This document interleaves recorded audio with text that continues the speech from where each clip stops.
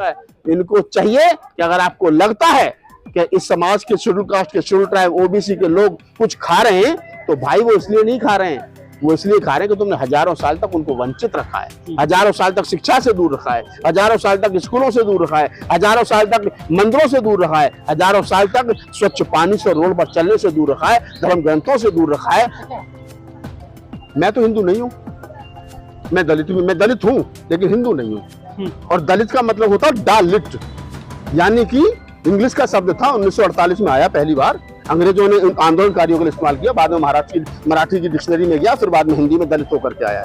शिवराज के बेटे बेटी सब विदेश पढ़ रहे हैं, मतलब इन जो हिंदू धर्म का ठेका लेकर के घूम रहे हैं भाई, उनके बच्चे तो पढ़े विदेश में, और भारत में 5-5, 10-10 हजार, 50-50 हजार स्कूल बंद करके शिक्षा को ध्वस्त किया जाए, एजुकेशन का बजट खत्म कर दिया जाए, न्यू एजुकेशन पॉलिसी ला करके शिक्षा को बर्बाद कर दिया जाए, और वो बच्चों से कहा जाए कि आप जाओ, आप कावड़ लेकर के हम आपके ऊपर फूल बरसाएंगे।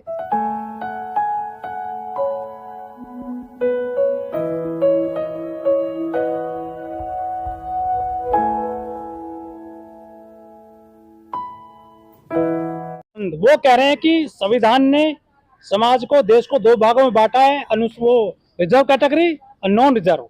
ये जो आजकल राजनीतिक बात कर रहे हैं, भगवाधारी कपड़े पहनकर बाबा जी, क्या इनको ये सूट करता है? एक शेर है कि अजब निराले लोग देश में तख्ती अपनी टांग रहे, अजब निराले लोग देश में तख्ती उल्टी टांग रहे, और हमें भिखारी कहने वाले आज भीखें मांग रहे। तो जो कल तक हमें कहते थे कि SC ST OBC के जो लोग हैं ये तो भिखारी हैं, ये तो आरक्षण के बल पर यहाँ तक आ गए, हमने उन जातियों को भी आरक्षण लेने के लिए आंदोलन करते हुए देखा। और सरकार ने अभी 2-4 साल पहले इसी देश के अंदर संविधान की हत्या करते हुए इस देश के सवर्णों को 10% आरक्षण जो है वो EWS आरक्षण जो है वो दिया है, जिसको हम जनेऊ आरक्षण कहते हैं, क्योंकि उसमें कोई दूसरे की एंट्री नहीं है। तो अभी जो क्या नाम है, तो नाम इनका, इसका महाराज जी का इतना टफ है, अभी मुक्तेश्वरानंद महाराज शंकराचार्य, मेरी तो जवान भी 4-5 बार लड़खड़ा जाती है नाम लेते में। देखिए, महाराजों का काम होता था कि वो देश के लोगों को धार्मिक बनाएं, धर्म की बात बताएं, लेकिन जिस आदमी की बीवी ना हो, बच्चे ना हो, जिसका मोह माया से कोई मतलब ना हो, जिसका बैंक में खाता ना हो, जेब में कितने पैसे हैं नहीं है इससे कोई लेना देना ना हो, जो सिर्फ जनता के, समाज के को जो वो धर्म उपदेश देता है, उसके बदले में जो उसको भोजन पानी मिलता है, उससे उसका जीवन यापन होता हो, वो व्यक्ति अगर आरक्षण में दिए हुए व्यवस्था पर सवाल खड़ा कर रहा है, तो ये इस देश के SC ST OBC को सोचना चाहिए कि भाई तुम्हारे जिसके बीवी बच्चे नहीं है वो अपने समाज के लिए लड़ रहा है कि नहीं भाई ये आरक्षण नहीं होना चाहिए, और तुम्हारे तो बीवी हैं, बच्चे हैं, बच्चों को नौकरी मिल रही है, आरक्षण के बल पर ये SC ST OBC समाज में मध्यम वर्ग तैयार हुआ है, तो तुम कब बोलोगे? तुम रिटायर होने के बाद में पार्कों में ताश खेलते रहते हो, और उनका शंकराचार्य भी संविधान को गरियाता रहता है। तो पहली तो ये इस देश के SC ST OBC को समझना चाहिए कि शंकराचार्य के बयान का पुरजोर विरोध जो है वो करना चाहिए। अब मैं यहां आ जाता हूं कि शंकराचार्य आखिर ऐसी बहकी बात कर क्यों रहे हैं। देखिए, शंकराचार्य हो, कोई दूसरे आचार्य हो, कोई तीसरे आचार्य हो, ये जितने धर्मगुरु घूम रहे हैं या जो धर्म के ठेकेदार घूम रहे हैं, इनको जब ये पता चलता है कि देश का CGI chief justice of India अम्बेडकरवादी बुद्धिस्ट हो गया, इनको जब ये पता चलता है कि देश में दलित जो है वो IAS हो गए, टीना डावी ने टॉप कर दिया, इनको जब ये पता चलता है कि दलित जो 50 लाख की गाड़ी में घूम रहे हैं, इनको जब पता चलता है कि डिक्की जैसा संगठन जो दलित बिजनेसमैनों का है, जिसमें हजारों बिजनेसमैन जो इनका कई सौ करोड़ का टर्नओवर है, तो उनके पेट का पानी हिलता है।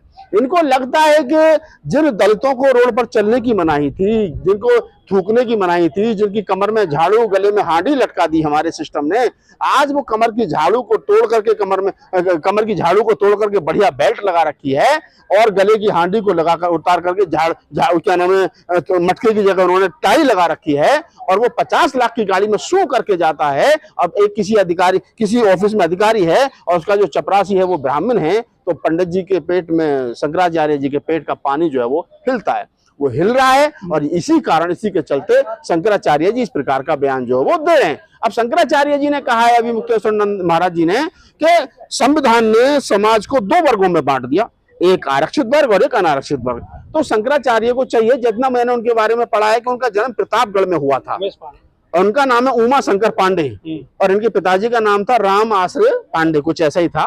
तो अब पांडे जी को और मुझे जो पता चला है कि ये 6ठी क्लास तक पढ़े लिखे, उसके बाद इन्होंने जो है वो फिर धार्मिक कार्यों में लग गया। अब ये शंकराचार्य बन के 2022 में ज्योति मठ के। तो शंकराचार्य को चाहिए कि वो पहले थोड़ा सा पढ़ लिख लें, धार्मिक किताबों से उठ करके वो देश की राजनीति को समझें, देश के संविधान को पढ़ लें, देश के संविधान से संबंधित और जो किताबें हैं, देश की जो संविधान की जो डिबेट्स हैं, असेंबली की जो डिबेट्स हैं, उनको पढ़ लें, तब जाकर के समझ में, तब मैं समझूंगा कि उनको संविधान पर बोलना चाहिए। अब धार्मिक व्यक्ति जिसको संविधान का ज्ञान ही नहीं है, जिसको उसने पढ़ा नहीं है, कौन सा आर्टिकल क्या कह रहा है उसको मालूम नहीं है बेचारे को, वो बोल रहा है। ये तो ठीक वैसा ही हो गया कि जैसे किडनी का डॉक्टर जो वो हार्ट का ऑपरेशन करे तो पेशेंट मरेगा ही मरेगा। अब शंकराचार्य जी कह रहे हैं कि साहब एक आरक्षित वर्ग, एक अनारक्षित वर्ग है। मैं प्रूफ कर रहा हूं शंकराचार्य जी को 1 लाख रुपए दूंगा, वो ये बताएं कि देश के अंदर कौन सा वर्ग जो वो आरक्षित नहीं है। इस देश में दलितों को आरक्षण है, क्या नाम है, एसटी को आरक्षण है, आदिवासियों को आरक्षण है, ओबीसी के लिए आरक्षण है, और जिनको हम सवर्ण कह रहे हैं उनके लिए 10% ईडब्ल्यूएस आरक्षण है। तो इस देश के अंदर हर प्रत्येक व्यक्ति को आरक्षण है। लेकिन जो लोग इस बात को कह रहे हैं, शंकराचार्य जैसे लोग, कि 2 भागों में बांट दिया, उनको अपने वाला 10% आरक्षण नहीं दिख रहा है। उनको नहीं दिख रहा है कि ब्राह्मणों का इस देश के मंदिरों में 100% आरक्षण है, उनको नहीं दिख रहा है। उनको नहीं दिख रहा है कि इस देश का वाल्मीकि समाज, जिसको भंगी और मेहतर कहते हैं, वो नाले में उतर के अपनी जान गंवा रहा है, बदन पे तेल लपेट करके, और वो क्या नाम है, वहां 100% आरक्षण एक ही समाज का है। इनको चाहिए कि अगर आपको लगता है कि इस समाज के शेड्यूल कास्ट के, शेड्यूल ट्राइब, ओबीसी के लोग कुछ खा रहे हैं, तो भाई वो इसलिए नहीं खा रहे हैं, वो इसलिए खा रहे हैं कि तुमने हजारों साल तक उनको वंचित रखा है, हजारों साल तक शिक्षा से दूर रखा है, हजारों साल तक स्कूलों से दूर रखा है, हजारों साल तक मंदिरों से दूर रखा है, हजारों साल तक स्वच्छ पानी से, रोड पर चलने से दूर रखा है, धर्म ग्रंथों से दूर रखा है। आज बाबा साहब डॉक्टर अम्बेडकर के संघर्ष की बदौलत, उनके 4 बच्चों की कुर्बानी की बदौलत आज SC ST OBC के पास में थोड़े से उजले कपड़े और थोड़े से गाड़ी घोड़ा मकान आ गए, थोड़ा सा बिजनेस उनके हाथ में आ गया है। तो उनको लगता है कि इनकी संपत्ति पे उन्होंने डकैती मार ली है, डाका मार लिया है, कब्जा कर लिया है। तो शंकराचार्य जैसे लोग जो इसलिए बहके बयान दे रहे हैं, और मैं अपने तमाम लोगों से कहता हूं कि ऐसे बयानों का विरोध करना चाहिए। लेकिन शंकराचार्य ये भी कह रहे हैं कि सबसे अच्छा संविधान मनुस्मृति थी, वो खिलाफत क्यों करते हैं भारतीय संविधान की? देखिए, मनुस्मृति उन लोगों के लिए बेहतर है जो इस देश में महिलाओं को बराबरी का अधिकार नहीं देना चाहिए। जो भी महिला को पैर की जूती समझता हो, उसके लिए मनुस्मृति ठीक है। जो इस देश के अछूतों को अधिकार ना देता हो, उसके लिए मनुस्मृति ठीक है। जो इस देश के शूद्रों यानी ओबीसी को अधिकार ना देता हो, उसके लिए मनुस्मृति ठीक है। तो जो इस देश के लगभग 90% अवाम को उसके मूल अधिकारों से वंचित करता हो, वो उस धर्म ग्रंथ का नाम मनुस्मृति है। और जो उनका समर्थन करते हो, उनको सोच लेना चाहिए कि मनुस्मृति लागू करके भारत के संविधान को हटा करके, उसको खंडित करके, उसको जला के, उसको फाड़ के, उसको नकार के, जो लोग शंकराचार्य जैसे लोग मनुस्मृति को लागू करना चाहते हैं, वो इस देश के 90% अवाम को वहीं ले जाना चाहते हैं। वो जहां से उठकर के आया है, वो 90% अवाम को गरीबी रेखा के नीचे ले जाना चाहते हैं। उसके गले में हाडी बांध देना चाहते हैं, उसकी कमर पर झाड़ू बांध देना चाहते हैं, उसकी जवान काट देना चाहते हैं, उसके कानों में पिघला करके शीशा डाल देना चाहते हैं। तो ये सारे लोगों को, हमारे लोगों को समझना चाहिए, हमारे लोगों को समझना चाहिए। मुझे अपनी कुछ एक पंक्तियां याद आती हैं कि मेरी कौम के पढ़ने वालों की तब जुआ काट दी जाती थी, कानों में तपते शीशों की तब डांट ठोक दी जाती थी, ब्राह्मण का सामना करे शूद्र तो सजाए मौत दी जाती थी, और यदि वेद उच्चारण करे तो मुंह में भाल भोंक दी जाती थी, और ये ब्रह्मा विष्णु महेश सभी सोते थे पैर पसार, कोई नहीं आता था बचाने। ये मनुस्मृति का दौर था। हमारे लोगों के साथ में इस प्रकार का शोषण अत्याचार किया जाता था, ये मनुस्मृति का दौर था। ये उसी मनुस्मृति के दौर को दोबारा वापस ला करके यहाँ पर महिलाओं से क्या नाम है, स्तन ढकने के नाम पर टैक्स वसूलना चाहते हैं। यहाँ इसी देश में अछूतों को अछूत बना करके रखना चाहते हैं। लेकिन इस देश के दलित को, ओबीसी को, महिलाओं को, अभी मुक्तेश्वरानंद महाराज जी जो शंकराचार्य हैं, उनके बयान पर पुरजोर विरोध करना चाहिए। और तब तक विरोध करना चाहिए तब तक शंकराचार्य ये ना कह दें कि देश के लिए मनुस्मृति की नहीं बल्कि भारत के संविधान की जरूरत है। आप लेकिन हिंदू नहीं मानते क्या? मैं तो हिंदू नहीं हूँ, मैं दलित हूँ लेकिन हिंदू नहीं हूँ। और दलित का मतलब होता है डालिट, यानी कि इंग्लिश का शब्द था, 1948 में आया पहली बार, अंग्रेजों ने आंदोलनकारियों के लिए इस्तेमाल किया, बाद में मराठी की डिक्शनरी में गया, फिर बाद में हिंदी में दलित होकर के आया। तो समझना चाहिए दलित एक शब्द क्यों है।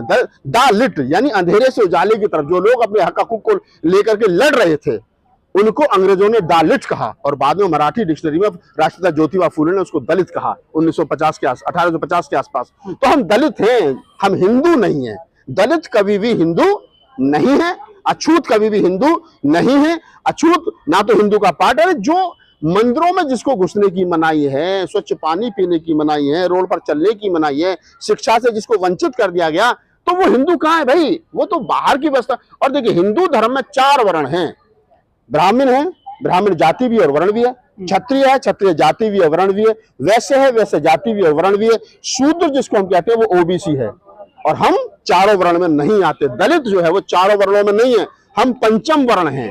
हम वर्ण व्यवस्था से बाहर की आइटम है। और ये जिसको मेरी बात पे विश्वास ना हो, वो महात्मा गांधी और बाबा साहब डॉक्टर अम्बेडकर के बीच का जो पत्राचार है उसको पढ़ लें। महात्मा गांधी ने खुद स्वीकार किया है कि अछूत जो हैं, जिनको बाद में दलित कहा गया, कभी उनको हरिजन कहा गया, ये हिंदू नहीं है, ये पंचम वर्ण है। अरे सर, अब तो अम्बेडकरवादी कांवड़ लेकर आ रहे हैं, जल लेकर रख आ रहे हैं दोनों कंधों पर। बाबा साहब ने चावदार का आंदोलन चलाया था तालाब में पानी पीने का। अब शिव की कांवड़ ला रहे हैं दलित। कांवड़ आपने देखी होगी, देखिए दलित बाबा साहब की वो लगा रखी फोटो कांवड़ पर। सुनिए, जिसने बाबा साहब को पढ़ा ही नहीं है, हाँ। जिसने बाबा साहब के आंदोलन को समझा नहीं है, जिस व्यक्ति को ये पता नहीं डॉक्टर अम्बेडकर है कौन, जाति के आधार पर मैं अम्बेडकर को अपना बाप मान लूं कि वो भी दलित थे, मैं भी दलित हूं, इसलिए मैं मान लूं, तो ये मूर्खता है। मैं डॉक्टर अम्बेडकर के आंदोलन को समझूं, मैं डॉक्टर अम्बेडकर के आंदोलन को पढ़ूं, मैं डॉक्टर अम्बेडकर के आंदोलन को जीऊं, तो मैं कावड़ तो छोड़ो, मैं कावड़ के रास्ते से नहीं गुजरूंगा। ये तो जो लोग, कौन लोग जो कावड़ लेकर आ रहे हैं? बता रहा हूँ ना बाबा साहब के नाम पर। मैं बता रहा हूँ आपको। पिछली बार भी मैंने कावड़ देखी थी, इस बार भी कुछ जो है लड़के वाल्मीकि समाज के जा रहे हैं और क्या साहब हम तो 100 लीटर पानी ला रहे हैं, ये पता नहीं क्या क्या ड्रामा चल रहा है देश में आस्था के नाम पर। मैं देखिए, जो लोग कावड़ ला रहे हैं उनकी व्यक्तिगत मामला है, मैं उसमें पचड़े में नहीं पड़ना चाहता, लेकिन मैं इतना जरूर कहना चाहता हूँ कि सही उम्र में अगर आपने कंधों पर बस्ते का बोझ उठा लिया होता तो शायद आज कावड़ उठाने की जरूरत आपको नहीं पड़ती। आप मुझे बताओ, कौन सा शंकराचार्य कावड़ लेने जा रहा है?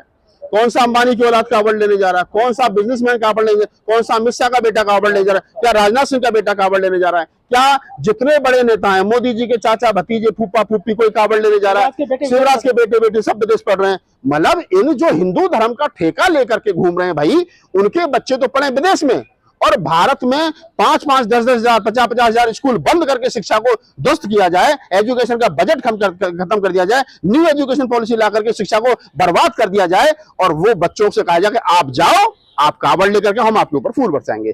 तो ये क्या है कि लोगों को, देखिए, भारत का संविधान आर्टिकल 51 ये कहता है कि स्टेट की जिम्मेदारी है कि वो भारत के लोगों में वैज्ञानिक सोच डेवलप करे, सरकार की जिम्मेदारी है। लेकिन सरकार क्या कर रही है? सरकार भारतीय संविधान के विपरीत काम कर रही है। अगर आप पढ़ लिख करके सरकार के पास नौकरी मांगने जाते हो तो सरकार लाठी भांजती है, और अगर आप कावड़ लेने के लिए जाते हो तो फिर फूल बरसाती है। तो सरकार को वैज्ञानिक, doctor, engineer, professor, MTech, BTech वालों की जरूरत नहीं है। सरकार को जरूरत है इस बात की कि आप अंधभक्त बनिए। अंधभक्त बनोगे तो एक तो सरकार से नौकरी नहीं मांगोगे, सरकार थोड़े से फूल बरसा देगी, सरकार भी खुश और आप भी खुश हो जाते हो। साहब योगी जी ने हमारे ऊपर फूल बरसा दिए। जब जब कावड़ का सीजन आता है आप हमेशा विरोध करते हो कावड़ का।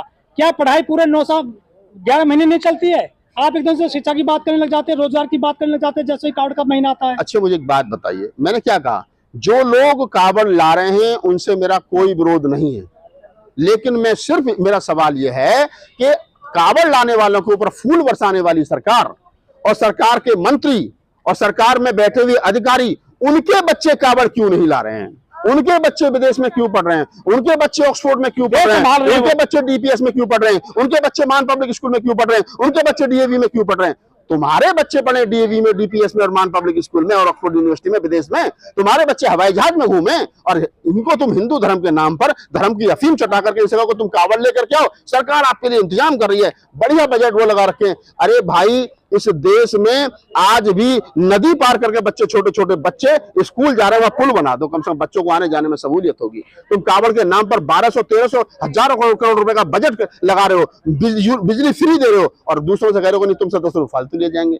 अरे भाई, जब तुम्हें ये लग रहा है कि ये आस्था के नाम पर ये अच्छा काम हो रहा है तो अच्छी बात करने दीजिए, लेकिन कम से कम मुझे अच्छा लगेगा कि अमित शाह का बेटा जैसा भी कावड़ लेने के लिए जाए तो हमें खुशी होगी कि हमारे देश का गृह मंत्री का जो बेटा है वो भी कावड़ लेने के लिए। राजनाथ सिंह के बेटा है नीरज और पंकज, मेरी उनसे भी अपील है कि आप भी कावड़ का हिस्सा बनिए, आप भी कावड़ लेकर के जाइए। मेरी क्या नाम है, और जो शिवराज सिंह चौहान है, तमाम जो बड़े नेता, मेरी उनसे अपील है, मेरी हाथ जोड़ करके अपील है, मेरी विनम्र अपील है कि आप जाइए, आप अपने बच्चों को, भाई आप तो बुढ़े हो गए, आप तो नहीं चल सकते 200 किलोमीटर, लेकिन आप जाइए और जाकर के जो कावड़ लेकर के आइए, आप भी तो जाइए भाई। ये ऐसे आप कभी कावड़ लाए हैं नागपाल जी? आपके परिवार में कोई चाचा को बेटा? सुनिए, मेरे दादाजी पहले कबीरपंथी थे। हाँ। मेरा परिवार कबीरपंथी था, उसके बाद में मेरा परिवार बुद्धिस्ट हुआ। मेरे घर के सामने बोर्ड लगा हुआ था, ब्राह्मण नॉट अलाउड। बाबा साहब डॉक्टर अम्बेडकर ने कहा था कि मैं कोई, बाबा साहब की 22 प्रतिज्ञा पढ़ी होंगी आपने, मैंने पढ़ी है, ठीक है। हमारे गांव में जब जाओगे तो चौपाल पे लगी है हमारी पे, हमारे वहां लिखा। अरे ना इसको पूरी करो, इसको पूरा हम चलाएंगे, तुम काट देना, काट देना, तुम काट देना। बाबा साहब डॉक्टर, मेरे ऊपर मुकदमा करेगा ना कोई, बाबा साहब डॉक्टर अम्बेडकर, मैं और कंप्लीट कर देता हूँ उसको पूरी, तो मुकदमा ही नहीं होगा। बाबा साहब डॉक्टर अम्बेडकर के 40 वॉल्यूम है, जो पहले मराठी में छपे, फिर इंग्लिश में छपे, फिर हिंदी में छपे।